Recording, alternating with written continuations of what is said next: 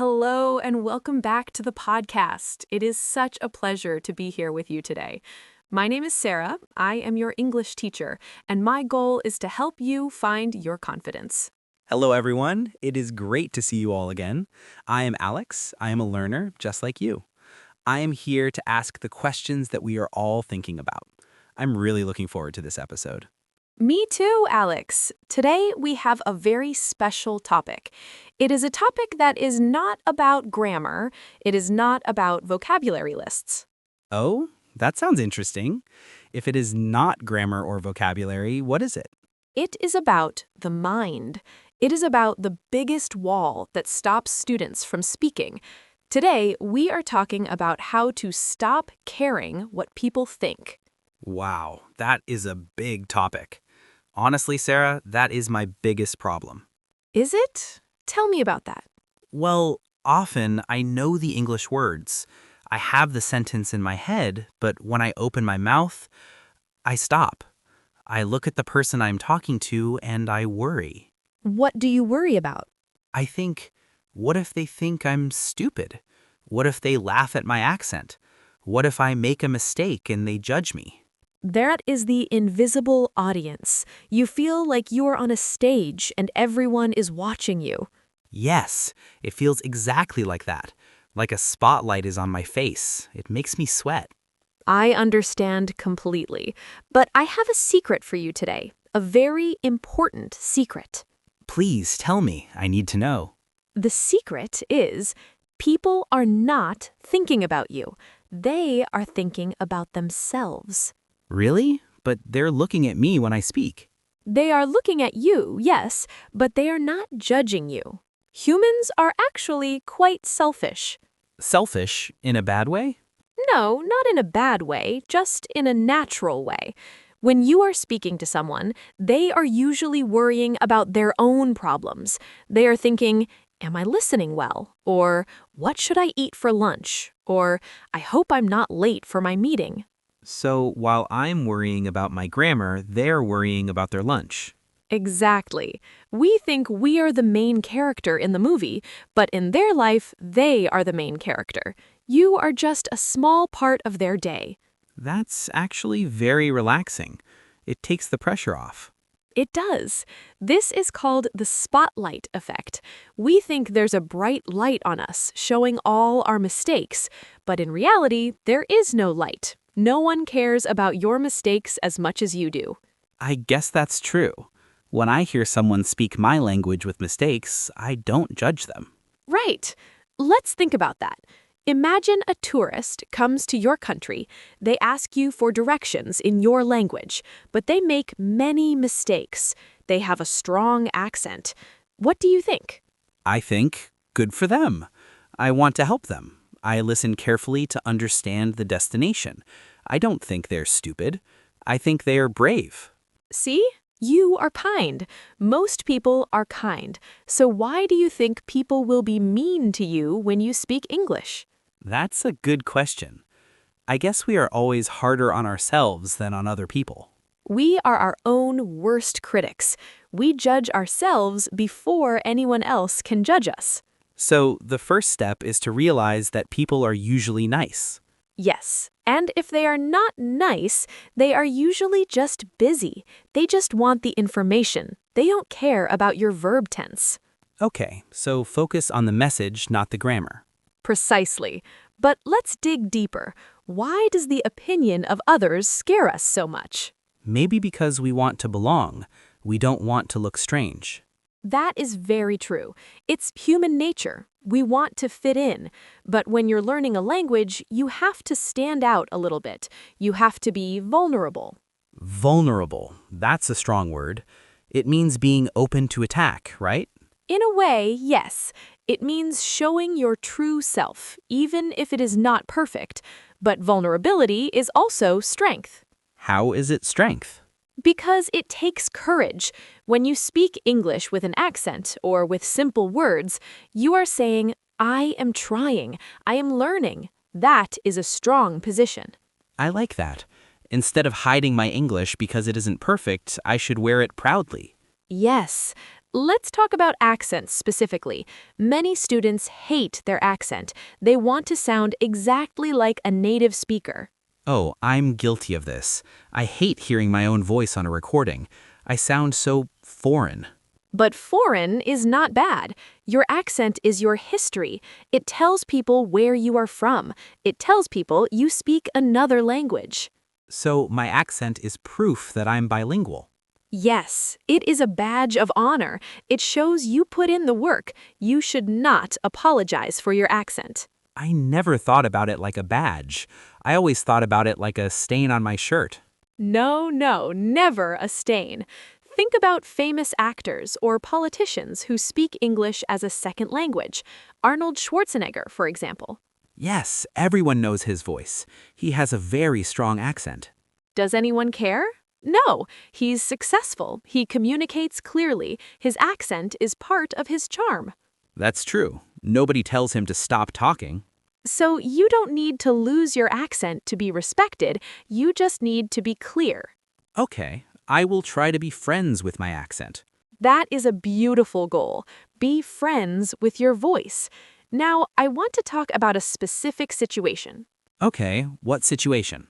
The grammar police. Oh no, the people who correct you. I'm terrified of them. Let's imagine you are at a dinner party. You are telling a story. You say, "Yesterday I go to the shop," and someone interrupts you and says, "You mean yesterday I went to the shop?"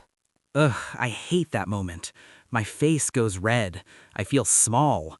I want to stop talking. I know, it feels like a slap in the face, but let's look at why that person did that.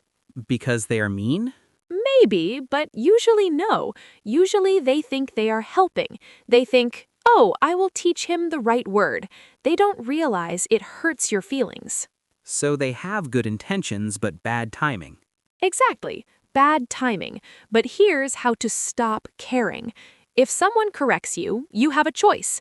You can let it stop you, or you can say, "Thank you," and keep going. Just say thank you and continue? Yes, don't apologize. Don't stop the story. Just say, yes, went. Thank you. So I went to the shop and... That shows confidence. It shows that the mistake didn't break me.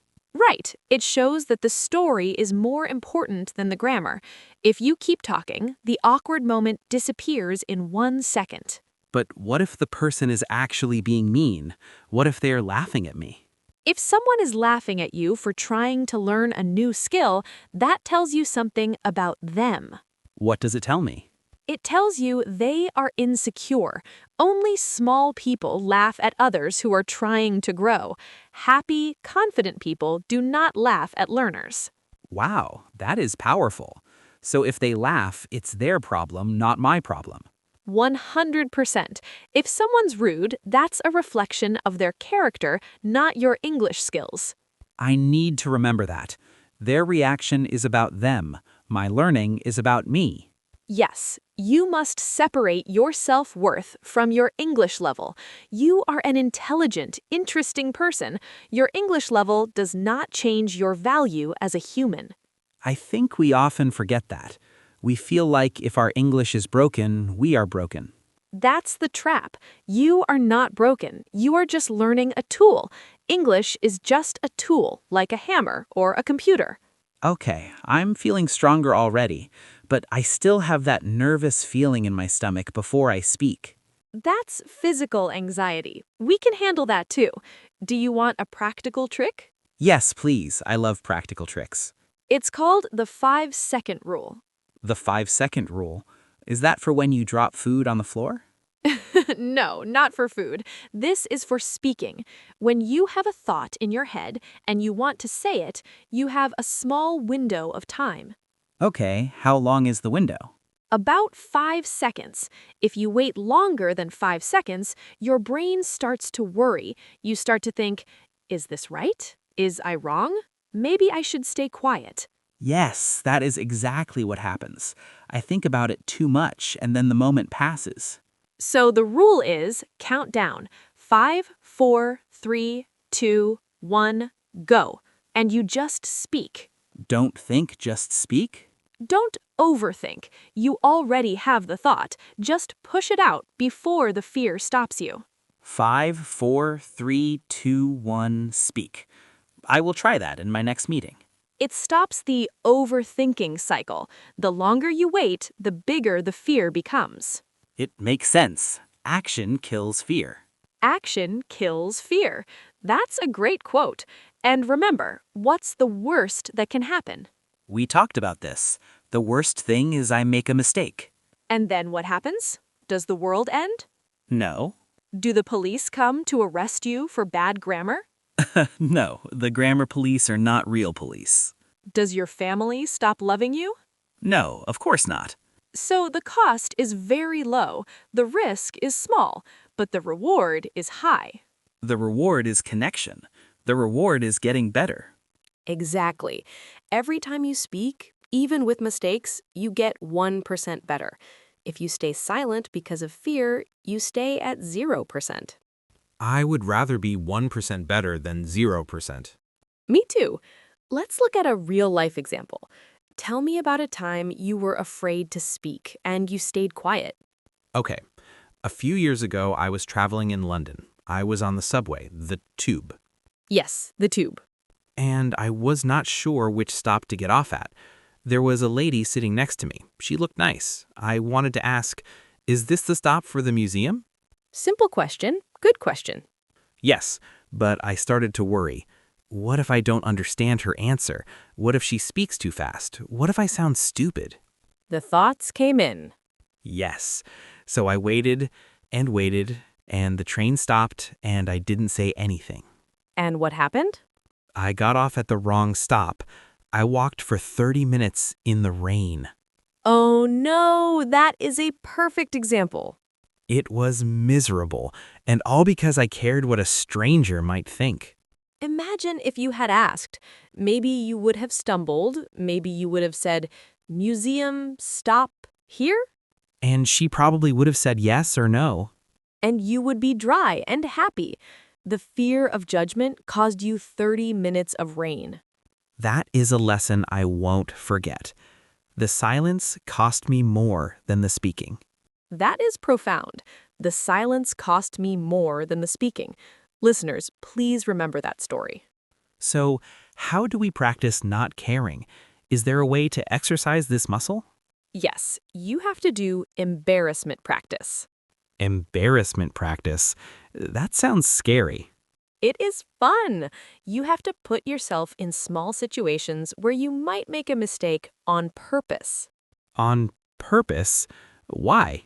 to prove to your brain that you are safe. For example, go to a coffee shop, order a drink, but ask a slightly complicated question. Ask, "What kind of milk do you have?" That is a normal question. It is, but for a learner, it feels risky. You have to listen to the list: almond, soy, oat, cow. And if I don't understand, I have to ask, sorry, can you repeat that?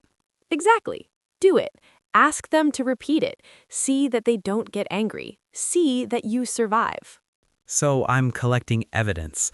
Evidence that speaking is safe. Yes, the more evidence you have, the less you will care about what people think.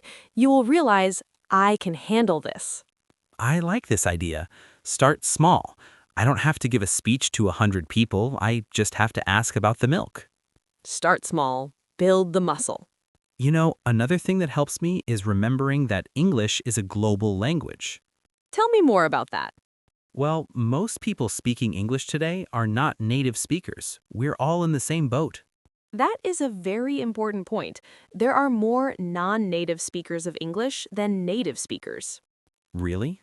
Yes, millions more. So when you speak with an accent, you're actually in the majority. You are normal.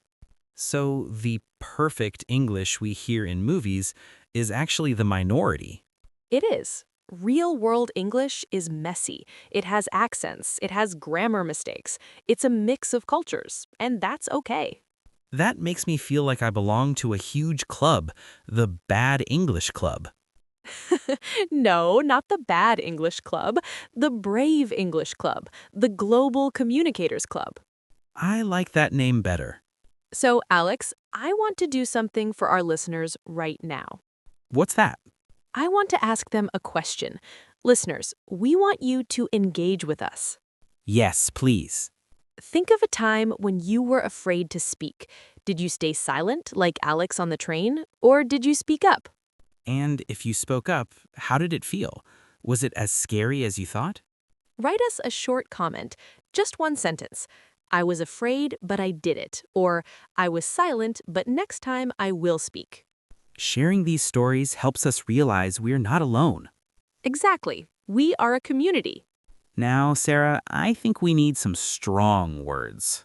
Strong words?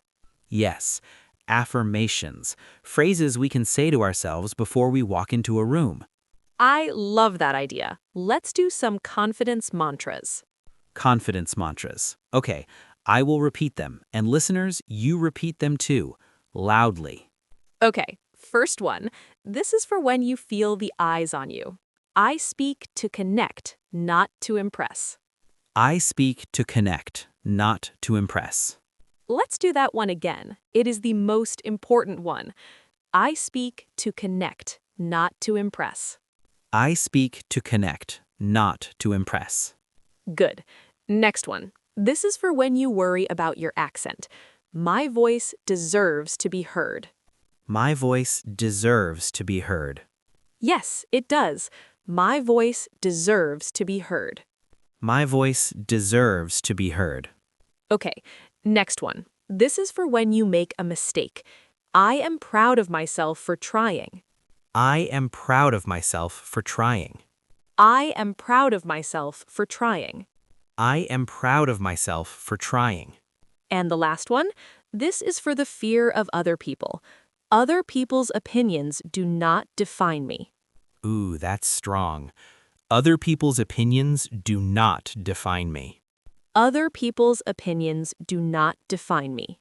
Other people's opinions do not define me. How does that feel, Alex? It feels freeing, like taking off a heavy backpack. That heavy backpack is the weight of expectations. You don't need to carry it. Drop it. I'm dropping it right now. I want to leave you with one final thought about what people think. What is it? Usually, when people hear you speaking a second language, they aren't thinking, he is bad. They're actually thinking, I wish I could do that. You think so? I know so. Many people only speak one language. When they see you trying, struggling, but communicating in a second language, they're often jealous. They admire you. They admire me? Even with my mistakes? Yes, because you're doing something difficult. You're doing something brave. They see your effort and they respect it. I never looked at it that way. I always assumed they were looking down on me, but maybe they're looking up to me. There is a very high chance they're looking up to you. So give them a show. Speak with your head high. I will. Next time I enter a room, I will remember I'm the brave one. You are the brave one, and we are all here cheering for you. Thank you for this conversation. I feel much less worried about the invisible audience. I'm so glad. Remember, the audience is usually friendly, and if they aren't, turn off the spotlight. Turn off the spotlight. Got it. Listeners, one final task before we go. Yes? We want you to choose one of the affirmations we practiced today. My voice deserves to be heard, or I speak to connect. Write your favorite one in the comments, or write it on a sticky note and put it on your mirror. Yes, remind yourself every morning. Stop caring what they think and start caring about what you say. Thank you, Sarah. This was a great session. Thank you, Alex, and thank you everyone for listening. Have a wonderful, confident week. Speak loudly. Goodbye, everyone. Bye.